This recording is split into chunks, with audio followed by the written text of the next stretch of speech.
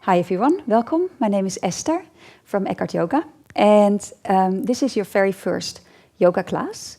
So today I'm going to take you through some of the foundational yoga poses that you will need in most all your yoga classes. We'll spend some time, detailed time, to the postural alignment tips, and in itself it's also a mini practice. So take it easy and enjoy. What I'd like to start with first is that you take a comfortable cross-legged position. It's called easy pose, Sukhasana. So if you start with your legs outstretched in front of you, you're going to pull one leg in, doesn't really matter which one, and you're going to pull the other leg in front of it so that the feet end up underneath the knees. Yeah, and then you can release the legs. So there's a little bit of a triangle shape in the legs. Now, for me, it's easy to sit up straight. If it's not for you, then please sit on blocks or a pillow, a folded blanket. Anything will do to create a straight spine. So if you notice yourself sitting like this, collapsed, then that's when you need to raise up your hips. Or if you notice yourself sitting yourself like that, with your knees really high, you need to raise your hips so that your knees lower down, more or less level or lower than the hips. Okay. So, just sitting like that for a moment, you can place your hands on your legs. You can close your eyes. You can draw the shoulders up and then down along the back, keeping length in the side body. And for now, I just want you to get in touch with your breath. So I just want you to focus on the in-breath. And on the out-breath.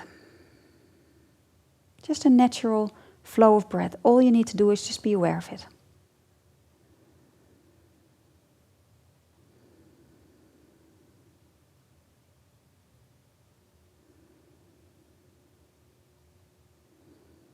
So feeling the breath coming in and going out. And you don't need to do anything. Breathing just happens by itself. Just be aware of it.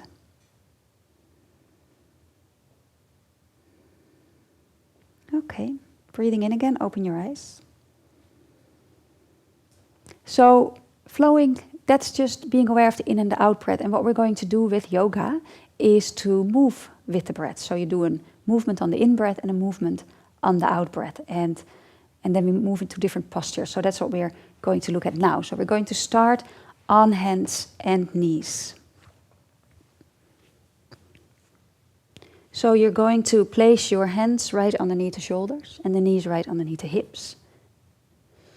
And look at your hands. You want your fingers spread and press them down into the floor. Every finger. Some people with tight wrists, the tendency is to have most of the weight on the little finger side of the hand. So press a little bit more into your index finger and thumb.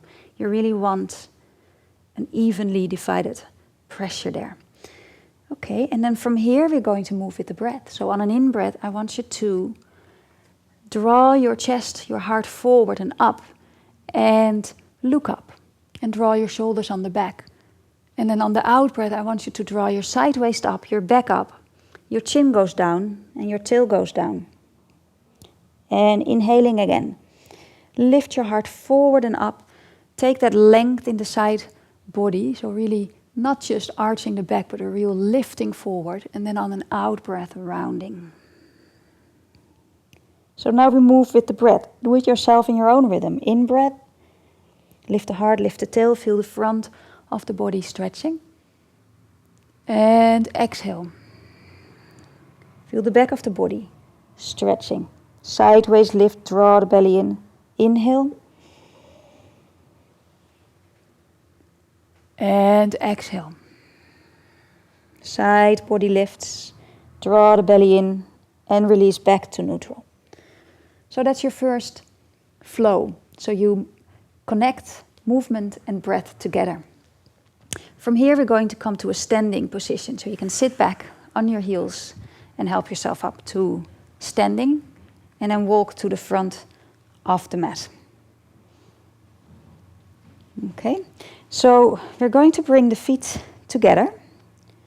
This is called mountain pose, Tadasana.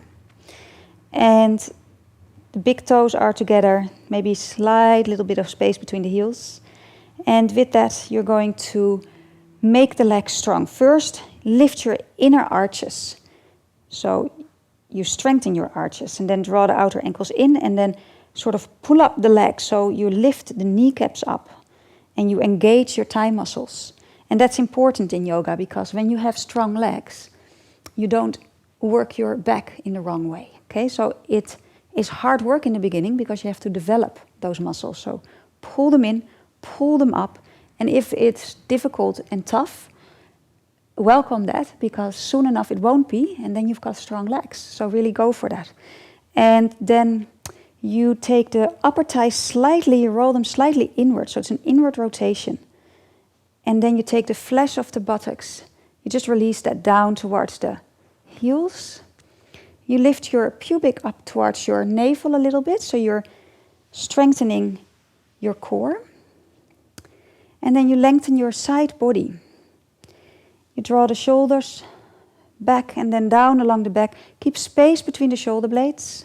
Spread across the collarbones, but soften your front ribs. But lift up through the sternum. So that's a lot of instructions. And allow the arms to hang. You can have the palms facing forward. And then lengthen through the neck so that your head is right over the shoulders. Your ears are in line with the shoulders. And you have your hips over the ankles, your shoulders and your head balanced over that.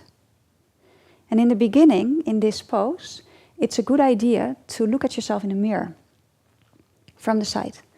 Because then you can see tendencies that you've got, like standing like that or standing like that. And you can correct them. Yeah, so standing straight doesn't mean overly opening the chest and jutting those ribs forward, but really keeping that alignment of a plumb line going straight through the body and your body sort of shaping around that. So it's a little bit of, and it really is beneficial to have a look at yourself in the mirror for that pose because it's the blueprint for a lot of other poses, and as well it will create a better posture for you, so it will make you taller in life, it will make you look more confident, all part of yoga as well. Okay, so from here we're going to come into a forward bend, which is one of the main postures used in a yoga class. So I'd like you to place your hands in your side, inhaling, remember the cues of at least the legs strong, lengthening, front ribs strong, soft, inhaling, and then on an out breath, hinging from the hips. So you keep your spine long, the front of your body long, and coming down to the floor. Now maybe here you feel I can't go down any further, that's fine. If you can, you place your hands on the floor. If you cannot do that with a straight back, then I've got blocks here. If you've got blocks at home, you can support yourself on a block. So you can be here. If you do not have blocks, fine, no worries. You can support yourself on the legs, like so. And another thing to do is you can also come back up for a moment. You can also bend your knees when you come down, especially if your lower back is a bit vulnerable. Another instruction is to bring the feet a little apart when the lower back is vulnerable. Inhaling, and then on an out breath, slight bend in the knees. Bend your body forward. Still a straight back. And then you can still, with knees bent, use the blocks. Or with the knees bent, maybe bringing your hands to the floor. Over time, you might want to work towards straightening the legs, but in the beginning, it is absolutely, and with a problem, lower back, it's absolutely a good idea to have your knees bent. So from here, you can extend your heart forward, whether the knees are bent, legs are straight, or your hands are on a block. And then on an out breath, you can sort of draw down a bit, keeping the front of the body still long, so you bring your belly closer to your thighs, not your head, to your lower legs, yeah? And then the tendency is, have a look at me, to be back here, so your bum is sticking out way back over your heels. So draw the weight forward, more towards the front of the feet, so there's a straight line going from the ankles to the hips. Good. Inhaling, and then on an out breath, again, draw in. So this is called Uttanasana, or forward, standing forward bend. To come back up, you can place your hands back in your side, draw your elbows up, draw the front of the shoulders up, inhaling, pressing down in your feet, maybe the first time bend your knees, and coming back up with a straight back to standing. Let's do that again. This time we're going to use our arms and with the breath. So again, strong legs, make yourself tall. Inhaling, turn the palms out and lift your arms up. Exhaling, bring the hands back down. So we're flowing with the breath again, just like in the first pose. Inhaling, arms up. Exhaling, strong legs. Now you bend over the legs. So remember, you can bend your knees, which is absolutely fine. You can use the blocks. You can place your hands on your legs or place the hands like this on the floor. Inhaling, reaching your heart forward. Exhaling, folding in, bringing your belly closer to the thighs if you can. Don't worry if you cannot. And then from here, placing your hands down, bending your knees, stepping back a bit and come down with your knees on the mat. Okay, so now we're going to practice a pose called downward facing dog pose, Adho Mukha Svanasana, which is one of the most practiced poses in any flow yoga. So you're going to start again with your hands underneath your shoulders and perhaps your knees a little bit back. Tucking the toes under, inhaling. First, really with the in-breath, check your hands, spread the fingers, make sure the weight is evenly divided over all the fingers and the knuckles. And then on an out-breath, draw the weight back a bit, the hips, and then lift your knees off the floor, keeping the knees bent for now. Feet are hip width. And then look forward again to your hands. The creases of the wrists should be aligned with the front of the mat. And think about your lower front ribs, soften them again, just like in Tadasana, in mountain pose, the standing pose. And lift your hips back. So you're lengthening the spine. Knees are still bent. Pressing down through the hands, actively taking the hips back. From here, you can begin to draw the thigh muscles to engage your quadriceps, your thigh muscles, front of the thighs, and then take them back, straightening the legs and lowering the heels. The heels might not touch the floor for you, that's no problem. So you're in an upside down V pose. Don't sink through the arms like this if you can. You keep your armpits firm into the body. You keep your front ribs soft. And you take the top of the thighs back. Okay, inhale here. Exhale, knees to the floor. And then we move into the next pose that's used a lot in flow yoga, which is called child pose, Balasana. And child pose is a resting pose. So you can always go into child pose in a yoga class if it becomes a little bit too much for you. And advanced yogis do too. You know, sometimes you're just having a day in which you cannot do as much as the previous day or the previous week. And you just use that pose to come back to yourself before you get back into your practice at times when you need it. Especially in the beginning when you're building up, you need it. So with child pose, first of all, you can have your knees together. You sit on your heels. And on an out breath, you can come down. One version is that you rest your forehead on your arms. If this is easy for you, you can bring your arms next to your body, palms facing up, and the forehead to the floor. Now you can really rest your forehead on the floor, softening the face, and being with the breath. So that's one version of child pose. Come back up on the in-breath. Another version of child pose, if you need a bit more space, can be where you bring the knees apart.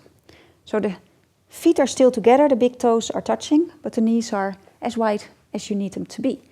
So then you can come back forward and be here. Again, with your forehead resting on your hands or pillows or blocks. Or still with your forehead on the floor, arms alongside the body.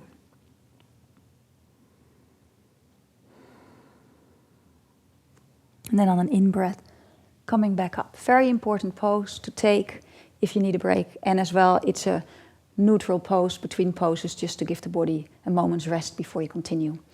So from here you come back on hands and knees. And I'm going to show you Cobra Pose, Bhujangasana, also used a lot. Inhaling, and on the out breath you can slowly lower your thighs to the floor, your hips and the rest of your body to come down. And then placing your hands under your shoulders. Keeping your elbows close to your body. And then ground your toes, all 10 toes grounding into the floor. The little toe might not touch, but you make an effort. Pressing the feet down and then engaging your legs just like in the first pose, Tadasana, mountain pose. You roll your inner thighs in, it's all the same. It's all the same principles of the standing pose into the rest of the poses coming back. Then draw the belly in, pubic bone presses down into the floor. And then from here, legs active, you're going to pull your heart forward and then you lift up a little, not very far. So we do that again. Inhale, pull the heart forward, draw the shoulders back and stay. Cobra pose, very low cobra. Inhale, really reach your heart forward. Draw the pubic bone down, keep pressing down through the toes, legs active. Feel those shoulders on the back and then on and out breath, gently back down. You can come a little higher as well. Inhale, pull, you press down into your hands, you pull, it's a little almost as if you're pulling your whole body forward, lifting your heart up and forward, shoulders back, and you can come up a little bit higher if that feels good. So the pubic bone still presses down into the floor, the legs are still active, the heart is still pulling up and forward, and you do that to maintain length, coming back down on the out breath, to maintain length in the back. So it's not the lower back that's working, it's the upper back that's working. And by that pulling forward action, you keep length in the lower back, you don't compress the lower back vertebrae, which is important, and you work the arch in the upper back. Okay. To come up, you can press into your hands, back onto your hands and knees. It's always okay to take a very brief child pose after a cobra.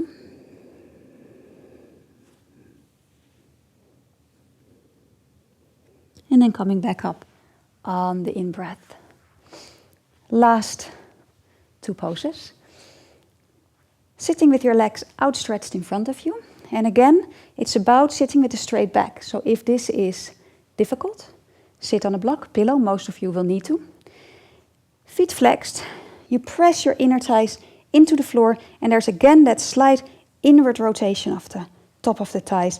Tailbone to the floor, reaching up, hands next to the hips. This is called Tadasana, staff pose. And from this pose, you access most of the seated postures. I'm only going to do one now, which is called Ardha Matsyendrasana, half lord of the fish pose. So you can bend both knees. You draw your left foot to the outside of your right hip, and you place your right foot on the outside of your left knee. And you want to be able to sit with both sit bones on the floor, so the pelvis is level and it's easy to sit up straight like this. If that's not possible, you keep your left leg extended, and you place your right foot on the outside of the left knee. Yeah? So this is also perfect. So if you're not able to sit groundedly on both sitting bones in this version, you take the version with the left leg, the bottom leg extended.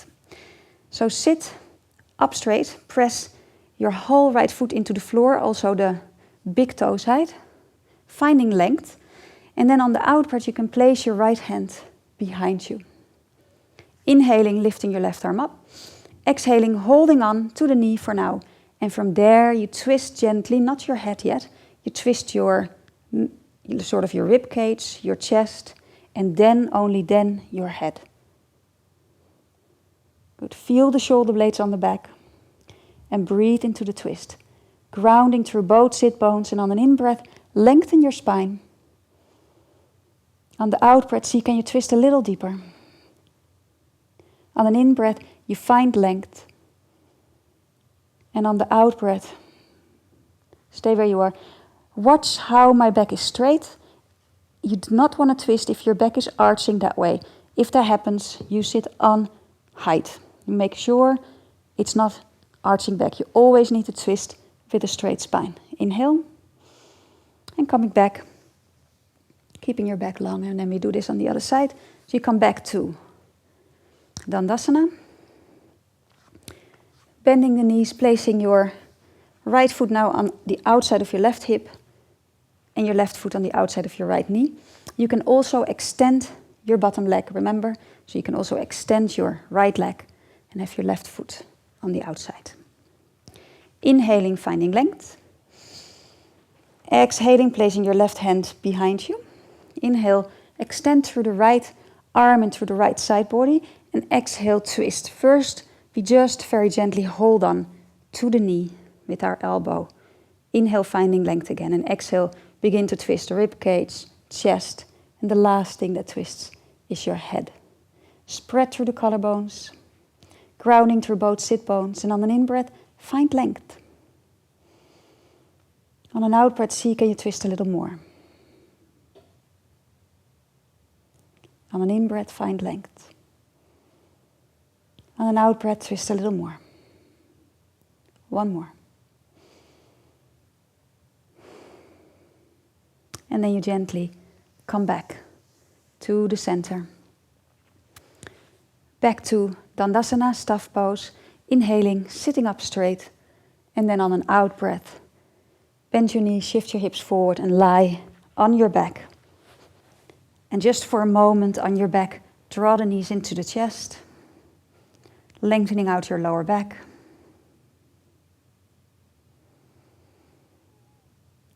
And then from here, you can extend your legs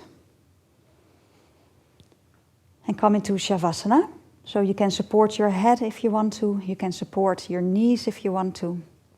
You can pull a blanket over you just to keep you warm. And for just a few minutes, you're going to observe what the practice till now, all those poses have done for you. Close your eyes.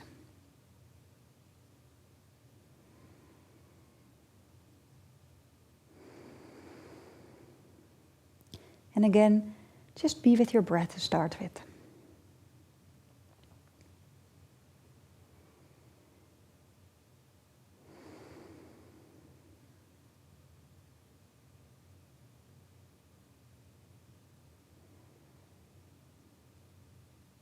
And observe how the body feels, the sensations.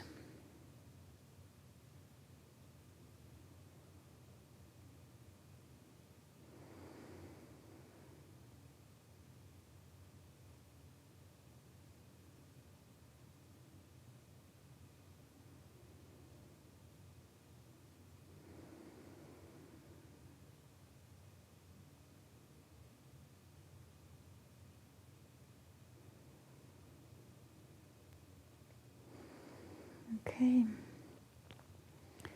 So at home you can stay in this relaxation pose for as long as you want. If you want to come out, you roll onto your side. You press into your top hand and you help yourself up. So even though this practice was more to explain every pose in a little bit more detail, so you know what we're talking about, in itself it was already a mini practice. So after a yoga practice, you always relax for a few minutes just to allow the nervous system to settle and to adapt to the changes you've created through the yoga practice. Repeat this class for as many times as you need to be comfortable with the poses, but also to know about them, even to remember the names of the poses we've done. So you know yourself when you get there. Okay, I hope this was helpful to you, and I'll welcome you to part number 2 when you're ready. Namaste.